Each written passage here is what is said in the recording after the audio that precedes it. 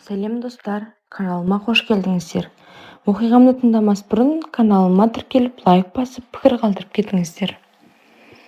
Атамды аяп ауылға бардым. Енемнің қан қысымы мазалап ауылға бара алмайды. Күйеуім қалада жұмыс істейді. Ара-тұра ауылға әкесіне көмектесуге барып тұратын.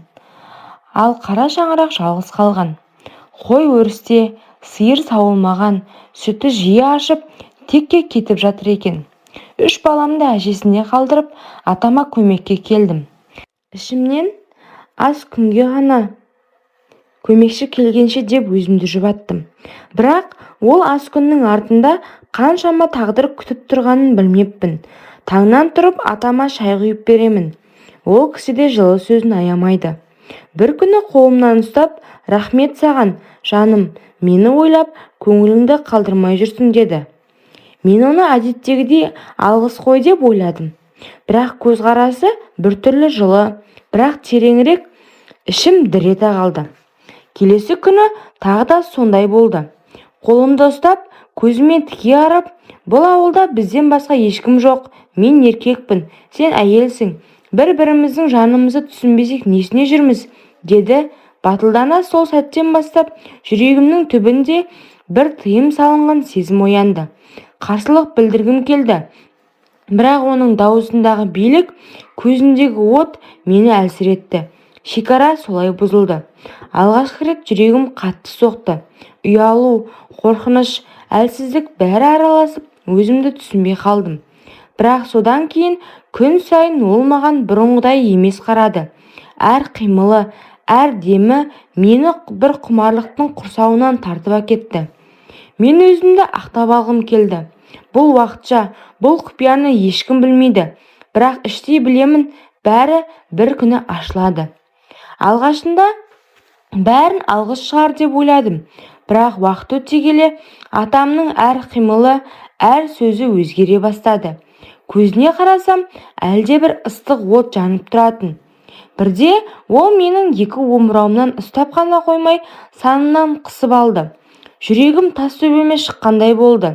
Ата, қойыңызшы, ұят емес пе деп тартыншақтадым. Ол жай ғана күліп қойды. Бұл ауылда бізден басқа ешкім жоқ. Сен де, мен де кімге не демексің? Ешкімге дәлелдей алмайсың. Қорықпа, бәрі өзіміздің арамызда қалады деді. Өз жұмысыңды жасап жүре бер. Оның үні жұмсақ та, бірақ әмірлі естілді. Бір сәтке өзімді тұтқын сияқты сезіндім. Қарсыласқанмен әлсіз едім. Іште жоқ десем де, денем дірілдеп, қарсы тұруға шамам жетпей қалды. Сол түннен кейін менің өмірім өзгерді. Күндіз бәрі қалыпты, сиыр сауамын, қора тазалаймын, ас әзірлеймін. Бірақ кеш түскенде ол қайтадан сол көз қарасымен қарайды, жақындайды. Ал менің жартым қақ бөлініп кеткендей, бір жартым қашып құтылғысы келеді. Ал екінші жарты әлсіз тыйым салынған құмарлыққа иіліп барады. Ол мені өзіне үйретіп алды. Әрі қараған сайын денем қалтырайды. Ұятым мен аружданым қарсы шығады. Бірақ жүрегім басқа бір әлемге кіріп кеткендей еді. Мен білген жоқпын, бір күні осының бәрі әшкере болатын. Күндер сырғып өте берді. Ішімді ұят пен құмарлық, қорқыныш пен әлсіздік бір-бірімен араласып жатты. Бір күні күтпеген жерден күйеуім ауылға келді. Менің ішім бір түрлі мазасыз еді.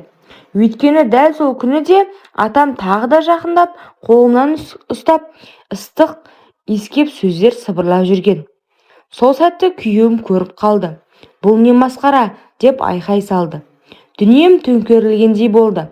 Сен менің әкемді азғырғансың, сенің арсыздығыңа жол болсын деп дүрсе қоя берді. Жүрегім қағайырылды. Қанша айқайласам да, қанша шындығымды айтсам да, ол сенбеді. Жоқ, тыңдашы, бұл менің кінәм емес, мені деп жылап тұрдым. Бірақ сөзімнің бәрін жел ұшырып әкетті. Оның құшағында, оның құлағымда тек өз ойы ғана жетіп тұрды. Сол сәтте түсінгенім, атамның айтқаны рас екен. Ешкім сенбейді, ешкім дәлелдей алмайды. Күйеуімнің көзіне қарай алмай қалдым. Ол болса мені емес, әкесін қорғап, бақты. Мен амалсыз 3 баламды ертіп төркініме қайттым. Артымнан талай сөз ілесті. Әкесін азғырған келін қарап еді. Әйел жүрегім қан жыласа да амалым жоқ еді. Күйеуім мені ақтап емес, әкесін аман қалып қалудың жолын іздеді. Ақыры ойға қонымсыз адамға барды. Күйеуім мен емес, әкесін қорғап қалуды ойлады. Әкемді түрмеге жапқызбаймын деді сөйтіп. Амалсыз жынды деген анықтама жасатып, оны жындыханаға жатқызды. Мен ол жерге бір рет бардым. Қол-аяғы кісенделгендей, әлсіз көздері жасаурап қалған адамды көрдім. Көзіме тура қарады да, сен ғана мені түсінесің, сенсіз ешкімім жоқ деп сыбырлады. Жүрегім шым ете қалды. Ол адамды жек көріп те тұрмын, аяп та тұрмын. Қайсысы басым екенін өзім ажырата алмадым. Жындыханада оңай емес. Бір кездері елдің сыйлы қариясы болған адамды тәрбиешілер бала сияқты күзетіп жүрді. Бірде ашуланып, айқайлап, бірде көз жасын көлдетіп отырады. Өз-өзінен күліп, кейде маған қарап, жаным деп сыбырлағандай болады. Қорқатынмын. Айлар өтті. Ол расымен жүйкесі сыр беріп, дертке шалдықты. Күн санап әлсіреді. Соңғы рет барғанымда жүзі қуарып, даусы әрең естілетін еді. Мені кешір бәрін деді де көзін жұмды. Жындыхананың суық қабырғасында, жалғыздықтың ортасында көз жұмды ол. Бәлкім бұл жазасы шығар. Оның қазасы мені де, күйеуімді де құтқарған жоқ. Керісінше таңба болып жабысқандай тағдырдың қарадағы болып қалды. Мен қалаға қайта оралдым, бірақ артымнан атасын азғырған келін деген қара күйе ере берді. Күйеуім екеуміз екі бөлек жолға түстік. Балаларым үшін бәрін ұмытқым келді. Жылдар өте мен қайта тұрмыс құрдым.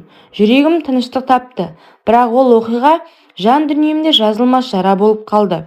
Ал күйеуім болса, жалғыз әкесінің көлеңкесін арқалап, өмір бойы соның салмағымен жүрді.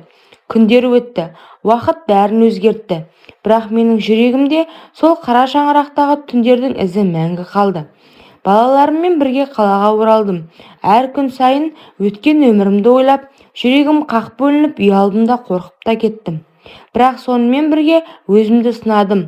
Мен адалдықпен, еңбекпен, бала шаға үшін бәрін жасадым. Мен жаңа өмір бастадым. Балаларым бақытты, мен де бақыттымын. Ал сол ауылдағы қара шаңырақтағы оқиғалар тек естелік, сабақ. Бұл өткен мен үшін ешқашан ұмытылмайды, бірақ мен өз өмірімді жалғастыруға тиіспін. Қазір мен бәрін түсінемін. Кейде адамдардың әрекеттері қате көрінсе де, олардың жүрегі таза болуы мүмкін. Мен өзімді кешірдім, өткенді қабылдадым. Әр болашаққа үмітпен қараймын. Бірде мені бұрынғы ауылым ойлап алады. Қара шаңырақ бос қалды, ауыл тыныш. Бірақ мен білемін, мен өмір бойы сол қара шаңырақтағы қиындықтан, құмарлық пен қорқыныштан сабақ алдым. Енді менің өмірім тек бала шаға мен отбасы үшін ғана соғады.